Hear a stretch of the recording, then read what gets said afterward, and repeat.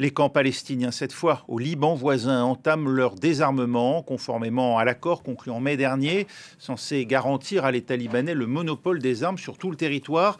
Des factions palestiniennes présentes dans le camp de réfugiés de Bourj al-Barajneh à Beyrouth ont été les premières à remettre leurs armes à l'armée libanaise hier.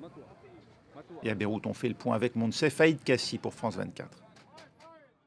Il n'y a pas eu d'incident pour le moment et les images que nous venons de voir sont vraiment inédites parce que pour la toute première fois, les factions palestiniennes acceptent de remettre leurs armes à l'État. C'est un signal très fort parce que désormais, seule l'armée libanaise a la légitimité de porter les armes dans le pays.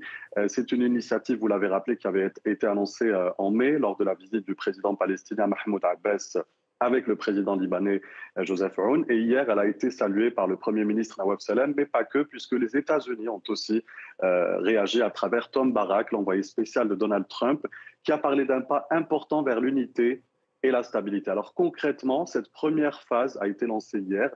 Elle concerne le retrait d'armes légères. Et il faut le préciser, ce sont des armes légères qui ont été retirées et remises aux autorités. Cette opération devrait ensuite s'étendre à des armes moyennes, lourdes, par exemple dans le camp d'Elbas, près de Tyr, c'est dans le sud. Mais le vrai défi aujourd'hui au Liban reste devant parce qu'il y a Ain el-Helwe. Alors Ain el-Helwe, c'est le plus grand camp du pays où vivent des dizaines de milliers de réfugiés, dont certains qui sont recherchés par la justice libanaise. Et ici au Liban, Ain el-Helwe est considéré comme l'un des camps les plus dangereux. Mais selon plusieurs observateurs, si le processus qui a commencé hier parvient à s'imposer là-bas, ce sera une avancée majeure.